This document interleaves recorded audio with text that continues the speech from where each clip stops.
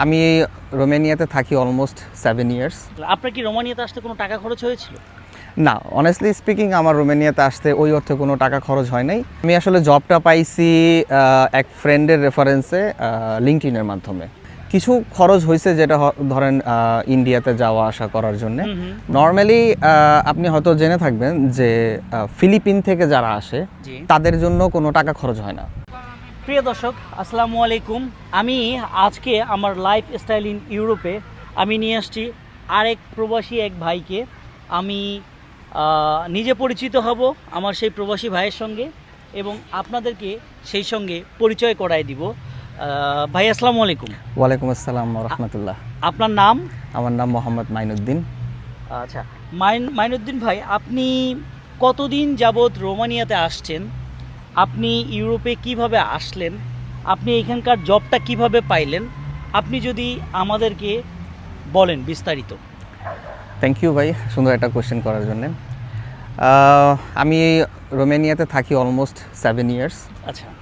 আর আমি রোমানিয়াতে 2020-এর প্রথম দিকে আসি, করোনা শুরু হওয়ার আগে, 2019 এবং 19-এর শেষে এবং 20-এর প্রথম দিকে। আমি আসলে জবটা পাইছি এক ফ্রেন্ডের রেফারেন্সে লিঙ্কডইনের মাধ্যমে। আচ্ছা। লাইক দেন ওইখানে আমার এক কোম্পানির ওনারের সাথে পরিচয় হয় এবং একটা লম্বা ডিসকাশনের পরে আমরা একটা কনক্লুশনে যাই যে সে আমাকে রোমানিয়ার জন্য রিক্রুট করতে চায় তার কোম্পানির জন্য, এবং কিছু ইন্টারভিউ স্টেপস থাকে, সেই প্রসেসগুলো শেষ করে দেন আমি রোমানিয়াতে আসি।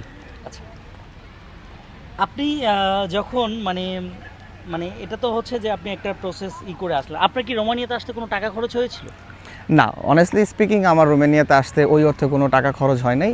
কিছু খরচ হয়েছে যেটা ধরেন ইন্ডিয়াতে যাওয়া আসা করার জন্য, বাট নর্মালি আমার ভিসা প্রসেসিং, এয়ার ফেয়ার এবং রোমানিয়াতে যে ওয়ার্ক পারমিটের যে আদার্স আপনার কস্টিং যা আছে এটা কোম্পানি বেয়ার করছে। এইটা কিভাবে সম্ভব? আপনাকে কিভাবে কোম্পানি ফ্রিতে, যদি বলি তাহলে এটা এক প্রকার ফ্রিতেই, ধরেন ইন্ডিয়া যাতায়াত কস্টিং, এটা তো আসলে ইউরোপে আসার জন্য আমাদের এশিয়ার থেকে, বিশেষ করে বাংলাদেশ থেকে, আমরা অ্যাজ এ বাংলাদেশি হিসেবে ধরেন শুধু ইন্ডিয়াতে গেলাম আর আসলাম, আমার ইউরোপে আসার খরচটা এতটুকুই। এটা কিভাবে সম্ভব? আপনি যদি আমাদের দর্শককে একটু বিস্তারিত খুলে বলতেন, এটা কিভাবে সম্ভব? আচ্ছা, নর্মালি আপনি হয়তো জেনে থাকবেন যে ফিলিপিন থেকে যারা আসে তাদের জন্য কোনো টাকা খরচ হয় না। আচ্ছা। তাদেরকে সম্পূর্ণ কোম্পানি টাকা পয়সা যা আছে, মানে তাদের ভিসা প্রসেসিং, তাদের ওয়ার্ক পারমিট থেকে শুরু করে যাবতীয় যা খরচ আছে, ইভেন তাদের মেডিকেল এক্সামিনেশনের যে কস্ট, টেস্টিং যে কস্ট, সেটাও কোম্পানি বেয়ার করে। যেই এজেন্সি এই কাজগুলো করে ওই কমিশনটা এজেন্সিকে কোম্পানিই দেয়। সো যে চাকরি প্রত্যাশী, হ্যাঁ, বাংলাদেশ থেকে বা বিভিন্ন দেশ থেকে ইমিগ্রেন্ট যারা আসে, নর্মালি তাদের কোনো খরচ হওয়ার কথা না। আচ্ছা। সো সেই অর্থে আপনি কোন পজিশনে আসলেন, আপনার কোয়ালিফিকেশন কি, এটা আসলে ম্যাটার করে না। ম্যাটার করে যদি আপনি ঠিকঠাকভাবে ঠিকঠাক মানুষের মাধ্যমে আসেন, তাহলে নর্মালি আপনার টাকা খরচ হওয়ার কথা না। আচ্ছা, কি কারণগুলো থাকলে আপনাকে আপনার টাকা খরচ করতে হবে না? আপনি নর্মালি ধরেন যে নামে মাত্র যেটা খরচ, যেটা হইতে পারে, এম্বাসি ফেস করার জন্য আপনি একটা খরচ করছেন, আপনার পেপার ওয়ার্ক করছেন, পেপারগুলো রেডি করছেন, এর জন্য আপনার সামথিং কিছু খরচ হচ্ছে। কি কি যোগ্যতা থাকলে আসলে এই সুবিধাটা মানুষ পেতে পারে, যদি আপনি একটু বলতেন। আমি মনে করি বিশেষ কিছু ব্যাপার আছে। ধরেন সাধারণত বাংলাদেশ থেকে যারা, আমি বাংলাদেশের একটা এক্সাম্পলেই আসি, বাংলাদেশ থেকে আমরা যারা বিদেশে চাকরি করতে আসি তাদের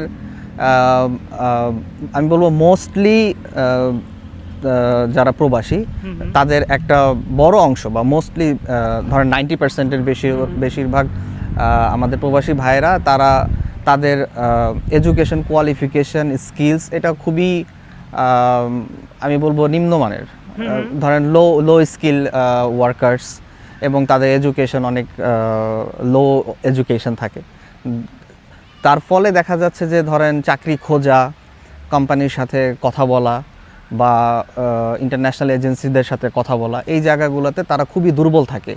আমাদের বাংলাদেশিদের জন্য। বাংলাদেশিদের জন্য। Okay. হ্যাঁ, আমি আরো খোলাভাবে বলি, ধরেন একটা এক্সাম্পল বলি। হুম। ধরেন একটা ছেলে, সে এখানে পেইন্টিং এর কাজে আসবে। ওকে তার এডুকেশন কোয়ালিফিকেশন, সে হয়তো 5-6 পর্যন্ত পড়াশোনা করছে। ওকে সে জানে না কোথায় জব খুঁজতে হয়, কার মাধ্যমে জব খুঁজতে হয়, এজেন্সি কারা বা ইন্টারন্যাশনাল রিক্রুটার কারা, সে কিছুই জানে না। ওকে সেই ক্ষেত্রে তাকে প্রতারিত করা খুব সহজ।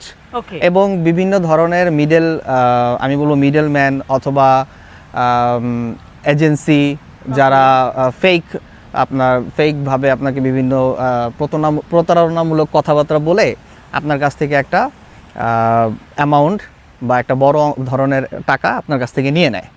যদি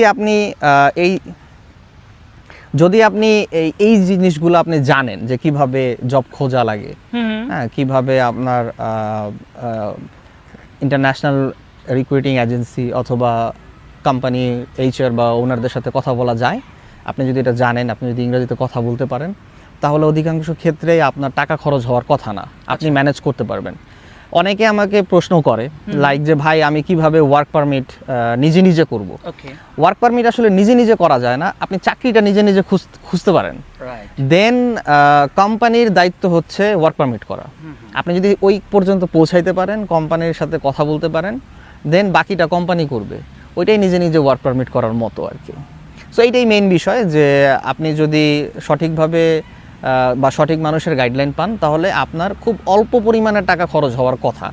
কিছুটা টাকা তো অবশ্যই লাগে, কেউ আপনার জন্য তার ফ্রি কাজ করবে না। যারা এজেন্সি আছে তারা কাজ করে, হয়তো বা আপনার কাছ থেকে একটা খুব সামান্য পরিমাণের একটা কমিশন নেয়, বাট এটা ডিপেন্ড করে, বিভিন্ন দেশের গভর্নমেন্ট এটা সেট করে দেয় যে তুমি আমার দেশের যারা শ্রমিক হিসেবে বাইরে যাবে তার থেকে তুমি এই পরিমাণের বেশি টাকা নিতে পারবা না।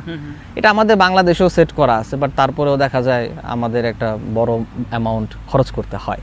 এটা আপনি জানেন, এখানে বিভিন্ন থাকে, যার হ্যাঁ। কারণে এটা করতে হয়, না চাইলেও এটা করতে হয়। এখানে বিভিন্ন মিডিয়া বা ধরেন যারা ফ্রিল্যান্সিং ভাবে যারা কাজ করে, এটা তাদের মার্কেটের উপর ডিপেন্ড করে, তারা একটা প্রাইস রেট ঠিক করে এবং আমরা উইলিংলি সেটা হয়তো বা দিয়ে চলে আসতেছি। বাট সেটা তার চেয়ে বড় কথা, যদি প্রতারিত হয় মানুষজন, আমি যতটুকু জানি বাংলাদেশ থেকে যত মানুষ বিদেশে আসছে তার চেয়ে বেশি মানুষ প্রতারিত হয়েছে। Right right. সো এটা একটা বড় ফ্যাক্ট আমি মনে করি। আচ্ছা, যেহেতু একটা কথা বললেন যে প্রতারিত যেন না হয়, আচ্ছা প্রতারণার হাত থেকে যদি কেউ রক্ষা পেতে চায়, তাদেরকে কোন পয়েন্টগুলো অবলম্বন করা উচিত, কোন বিষয়গুলো বি কেয়ারফুলি কাজ করা উচিত, যদি একটু বলতেন। যারা এটা আসলে লজ্জার বিষয় না, যাদের এডুকেশন কোয়ালিফিকেশন ভেরি লো, যারা যাবতীয় বিষয়গুলো জানেন না, শুধু হয়তো বা কোনো একটা কাজ জানেন এবং সেই কাজটা এসে করতে চান বিদেশে, তাহলে আপনার সবচেয়ে ভালো ওয়ে হচ্ছে নিজের নিকটবর্তী আত্মীয় যাদেরকে আপনি খুব ট্রাস্ট করতে পারেন, তাদের মাধ্যমে ট্রাই করা বিদেশে আসার জন্যে। বাংলাদেশ থেকে বেশিরভাগ মানুষ এভাবেই আসে। আর যদি আপনি কোনো এজেন্সি বা কোনো কোম্পানির মাধ্যমে আসতে চান, সেক্ষেত্রে এটা ভেরি চ্যালেঞ্জিং একটা ঠিকঠাক এজেন্সি খুঁজে বের করা। এইটাই মেইন চ্যালেঞ্জ। আপনি যদি ঠিকঠাক এজেন্সি বের করতে পারেন, তাহলেই আপনি আসতে পারবেন কোনো ঝামেলা ছাড়াই। আচ্ছা, আর যারা ধরেন আসার জন্য প্রিপারেশন নিচ্ছে এবং যারা আমাদের অলরেডি ভিডিও দেখছে, এবং কোন কোন কাজের চাহিদাগুলো শুধু রোমানিয়া না, পুরো ইউরোপে রয়েছে, আপনি যদি আমাদের দর্শকদের উদ্দেশ্যে একটু ছোট করে বলতেন যে এই এই কাজগুলোর ইউরোপে চাহিদা রয়েছে। ওকে, এটা খুবই একটা মজার কোয়েশ্চেন আসলে। এটা অনেকেই আমাকে করে এবং খুবই গুরুত্বপূর্ণ কোয়েশ্চেন যে কি কি কাজের চাহিদা আছে রোমেনিয়া এবং ইউরোপে। আপনার সাধারণত যেই ধরনের কাজ হাতে করতে হয় এবং যার জন্য এডুকেশন কোয়ালিফিকেশন লাগে না, এই ধরনের কাজের চাহিদা সব থেকে বেশি। ধরেন আপনার পেইন্টিং হতে পারে। পেইন্টিংটা কি? এটা আমাদেরকে একবারে সহজ খাঁটি বাংলায় বলেন, যেটাকে বলি রং করা। রং মিস্ত্রি। হ্যাঁ, আপনি রং মিস্ত্রি কাজ করতে পারেন, রাজমিস্ত্রির কাজ হতে পারে, রাজমিস্ত্রির কাজ, যেটাতে শারীরিক পরিশ্রম বেশি লাগে এবং যেটা আপনি নিজে করে শিখতে পারবেন, আপনার এটার জন্য এডুকেশন দরকার নাই। এই ধরনের কাজের চাহিদা আপনার হিউজ রোমেনিয়াতে বা ইউরোপে আছে। এবং যারা দক্ষ তাদেরও কাজের চাহিদা আছে। সোজা কথায় দক্ষ লোকের কাজের অভাব নেই এখানে।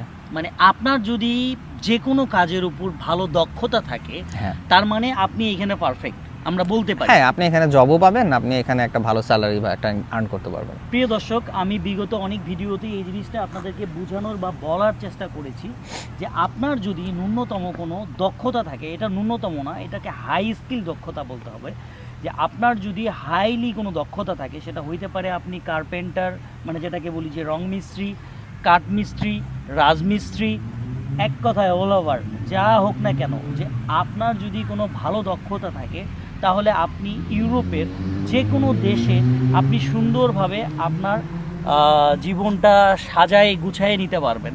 যদিও এগুলো হচ্ছে পরিশ্রমের কাজ, বাট আপনি ভালো একটা আর্ন করতে পারবেন এবং ভালোভাবে নিজের লাইফ লিড করতে পারবেন। এক্স্যাক্টলি।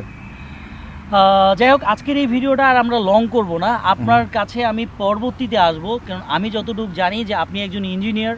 তো ইঞ্জিনিয়ার সেক্টরটার পুরো ইউরোপ, শুধু রোমানিয়াতে না, যেমন জার্মানি, ফ্রান্স, নেদারল্যান্ড, ইউরোপের অন্য অন্য যে কান্ট্রিগুলো রয়েছে, এই কান্ট্রিগুলোতে কেমন চাহিদা রয়েছে, আমরা কিভাবে আমাদের বাংলাদেশের ইঞ্জিনিয়ারদের অপরচুনিটিটা এখানে আমরা এই মার্কেটটা আমরা এখানে ঢুকতে পারি। কারণ আমি জানি আমাদের বাংলাদেশে অনেক ইঞ্জিনিয়ার রয়েছে, ধরেন যে টেক্সটাইল ইঞ্জিনিয়ার রয়েছে, সিভিল ইঞ্জিনিয়ার রয়েছে, ইলেকট্রিক্যাল ইঞ্জিনিয়ার রয়েছে, বা হোয়াট এভার লাইক, মানে আমি অত বিস্তারিত যদিও জানি না, বাট আমাদের দেশে অনেক ইঞ্জিনিয়ার রয়েছে। তা এই ইঞ্জিনিয়াররা কীভাবে আসলে ইউরোপের মার্কেটটা ধরতে পারে, যেহেতু আপনি অ্যাজ এ ইঞ্জিনিয়ার হিসেবে এখানে কাজ করছেন, আমরা পরবর্তীতে একটা ভিডিও আমরা এটা নিয়ে মেক করব, শুধু আমরা ইঞ্জিনিয়ার টপিকটা নিয়ে আলোচনা করব। আজকে প্রিয় দর্শক, আমরা এখানেই শেষ করছি, আজকের ভিডিওটা আর বেশি লং করছি না। আর আমাদের ভিডিওগুলো যদি ভালো লাগে অবশ্যই আমাদেরকে ইউটিউবে সাবস্ক্রাইব করে আমাদের আপনার মতামত আমাদেরকে জানিয়ে যেতে পারেন। আর আপনাদের কোন টাইপের ইনফরমেশন চাই, যেহেতু আমরা ইনফরমেশন টাইপের ভিডিওগুলো তৈরি করছি, আর আপনাদের কী টাইপের ভিডিও প্রয়োজন আমাদেরকে কিন্তু আপনাদের কমেন্ট বক্সে আমাদেরকে জানিয়ে যেতে পারেন। আর সেই পর্যন্ত ভালো থাকবেন, সুস্থ থাকবেন, দেখা হচ্ছে আবারও আগামী কোনো ভিডিওতে। আল্লাহ হাফেজ। আল্লাহ হাফেজ, থ্যাংক ইউ ভেরি মাচ।